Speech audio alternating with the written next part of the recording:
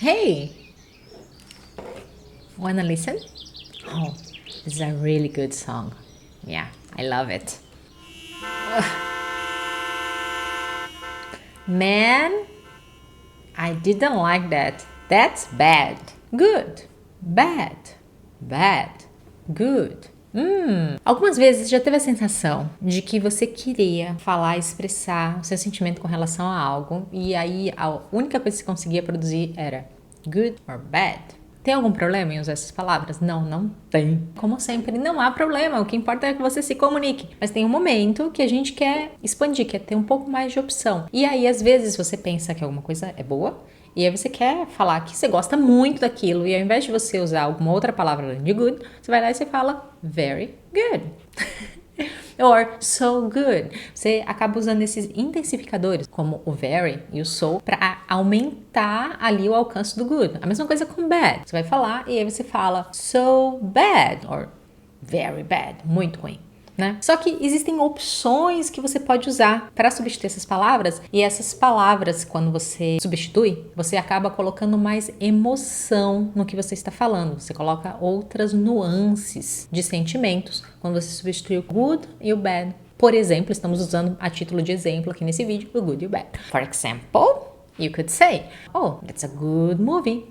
Eu posso trocar ele, that's a fantastic movie. Eu acho mais que bom, eu acho fantástico. That's a fantastic movie. Da mesma forma, oh, that's a bad movie. I could say, that's a terrible movie. That's an awful movie. Ele é horrível, terrível e tudo mais. Então, eu substituí aqui o good e o bad por palavras que colocam mais emoção. E esse foi um aquecimento perfeito para nossa aula de hoje, que é sobre emotive language. Bora lá!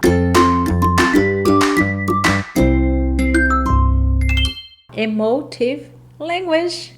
Tadá! Emotive language, ou linguagem emotiva, é uma linguagem que visa despertar emoções em quem está ouvindo ou quem está lendo. Simples assim. Então eu uso palavras que evocam sentimentos nos outros. Todos nós conhecemos muito bem linguagem emotiva, que é empregada nos meios de notícias, nas mídias sociais, como jornal, tanto a TV, né, quanto os newspapers, e também com nossas queridas mamães. Então, eu quero ver com você hoje como que essa linguagem emotiva é usada nos jornais e na comunicação para você entender como algumas palavras podem ser utilizadas para despertar sentimentos na gente. E entender porque algumas headlines são do jeito que elas são. Headlines são as manchetes de jornal. E também discutir um pouquinho como você pode incluir a linguagem emotiva na sua vida, na sua comunicação em inglês ou em português, é uma escolha sua, para se conectar melhor com as pessoas e conseguir melhores resultados. Bora lá? Então temos aqui essa manchete de jornal e ela fala assim: Killer virus, battle to keep us safe. Killer virus, battle to keep us safe. Então aqui nessa manchete eu tenho vírus matador, né? Vírus assassino. Repara que a ideia é enfatizar aqui o perigo desse vírus para as pessoas e eu uso a palavra killer, que já desperta emoção. Battle to keep us safe. Eu uso a palavra batalha aqui e sim, é linguagem emotiva no meu ponto de vista, porque nós temos aqui a sensação de que é algo que a gente está lutando, que é difícil. Repara como uma palavra já traz uma série de sentimentos e coisas que o leitor consegue deduzir. E por fim, to keep us safe, seguros.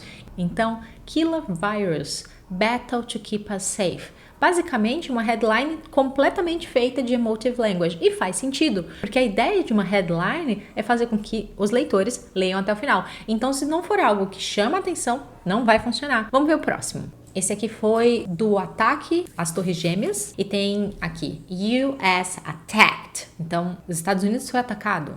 Já chama atenção. Hijacked jets destroy Twin Towers and hit Pentagon in Day of Terror. Então, aqui eu tenho as informações que eu preciso, eu já entendo o que aconteceu, mas olha, destruiu, né? Se eu quisesse diminuir o impacto disso, se a intenção fosse oposta, eu nunca usaria a palavra destroy, eu usaria a palavra damage, eu usaria alguma outra coisa, mas o destroy, ele é bem forte, né?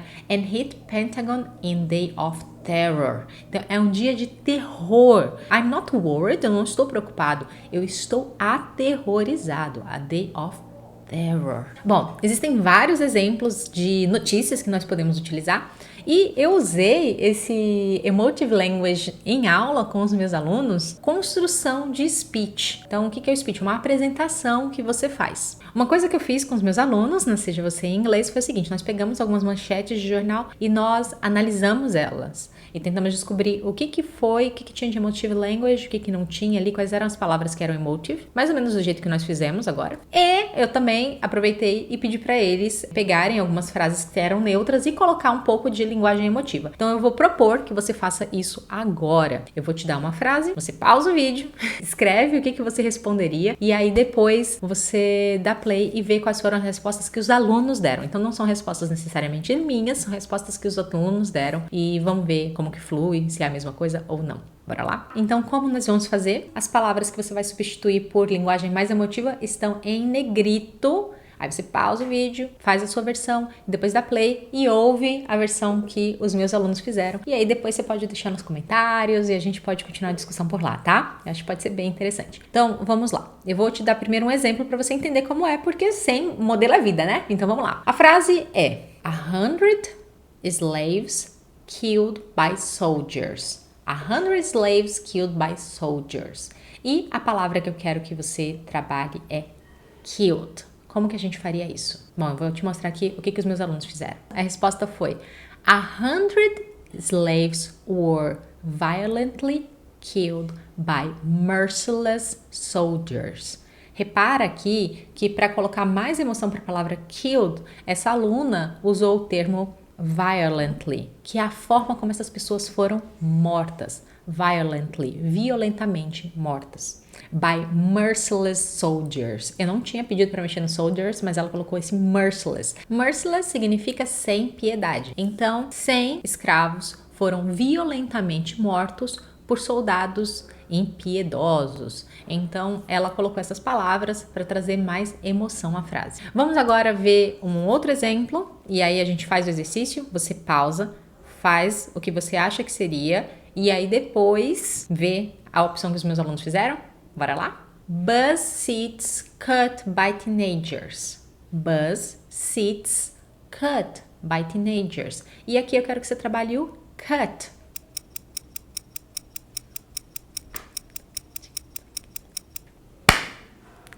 O que a galera escreveu? Nós temos aqui duas opções. Uma delas foi: Bus seats are cut for no reason by ignorant teenagers. Essa aluna realmente quis colocar emoção ali nas pessoas responsáveis também, né? Colocar mais nuance ali. Então, bus seats are cut for no reason by ignorant teenagers. Vamos ver uma outra opção. Vandal teenagers destroyed bus seats in the city. Vandal teenagers destroyed bus seats in the city. Então, olha só que interessante, mudou completamente a ordem. E aqui eu coloco vândalo. Olha só a diferença. Na primeira versão eu tenho ignorant. Então, eu falo que essas pessoas são ignorantes. Na segunda, eu falo que elas são vandals, que essas pessoas são vândalas. Qual dessas palavras trazem impacto diferente para você? Conta para mim. Faz diferença, né? Pois é. Agora, olha só. Vandal teenagers destroyed. Na primeira versão, em que ela fala were cut for no reason, é tipo, não havia motivo. Na segunda versão, destroyed, eu estou focado no dano que foi feito. Viu só como o Emotive Language funciona? Morrendo de curiosidade de saber sua resposta. Próximo exemplo! Man hit by robbers. Man hit by robbers. E aqui as palavras que estão em negrito que você tem que trabalhar é o man e robbers. Ready? Let's go! Ok, versão 1. Innocent man seriously hit by unknown thieves. Innocent man was seriously hit by unknown thieves. Então, aqui eu tenho, não foi um homem, é um homem inocente. Innocent man, homem inocente. Seriously hit, ele foi atingido de uma forma que foi séria, causou dano ali, ele se machucou. By unknown thieves. Então, são ladrões desconhecidos. E aí, Eu coloquei emoção nas frases todas. Essa pessoa estava muito empolgada fazendo esse exercício. Vamos pro próximo. Esse próximo exemplo é bem legal porque ele fala assim: Terrible robbers hit a person who was walking distracted. Terrible robbers hit a person who was walking distracted. Olha como muda completamente o sentimento. Eles são terríveis, são. Mas essa pessoa ela estava andando distraída. Então, dependendo de quem está lendo, pode dar a sensação de que, na verdade, a pessoa que estava andando distraída que deu mole. Né? Curioso isso, né? E você vê, é a mesma notícia, só que varia de acordo com a intenção de quem está escrevendo a notícia. Bom, se você pesquisar na internet Emotive Language Breaking News, Emotive Language in the News, Emotive Language Headlines, você vai encontrar vários exemplos e você pode exercitar, inclusive exemplos da BBC, e que é bem bacana porque tem uns exercícios lá, você pode entrar no site e fazer, é bem legal. O que fica pra gente dessa aula, exercício que nós fizemos hoje? Que a linguagem emotiva é algo que está presente no nosso dia a dia, ela é utilizada pelos meios de comunicação para chamar nossa atenção. Então, toda vez que a gente lê uma headline, tanto em português quanto em outro idioma que estamos aprendendo, a gente precisa entender que as palavras que foram colocadas lá, e são um espaço super curto, que estão competindo pelo nosso tempo, elas são palavras que foram provavelmente, cuidadosamente escolhidas para chamar a nossa atenção. Então, a gente tem que usar o nosso senso crítico para entender qual é a intenção que está por trás daquela palavra. Né? Read between the lines, ler nas entrelinhas e entender o que está por trás dali. Ao mesmo tempo, também é interessante para você que está aprendendo um novo idioma, que está aprendendo inglês, entender, voltando agora lá para o início da nossa conversa, que simplesmente falar good and bad vai ter uma hora que talvez não te sirva mais. Se você quiser comunicar mais coisas, o ideal é você começar a se exercitar e pensar nas alternativas. Então, como que eu faria isso? Eu não sairia tentando mudar todo o meu vocabulário de uma vez, até porque não dá. Então, eu pego um aspecto, por exemplo, good, e eu começo a pensar em formas diferentes, alternativas de falar essa mesma coisa. Terrific, amazing, fantastic, awesome, wonderful, incredible. Será que eu já falei incredible? Não sei. E aí você vai pensando, constrói suas frases, pega as suas favoritas. Eu gosto de brilliant.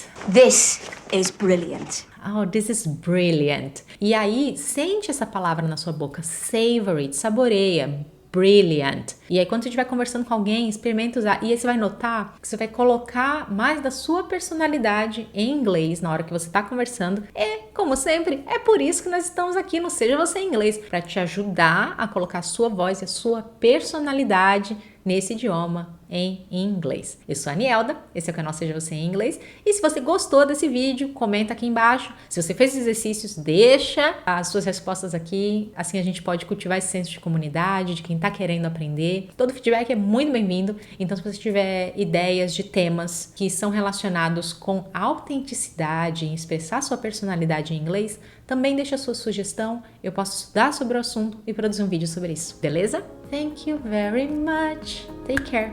Bye bye.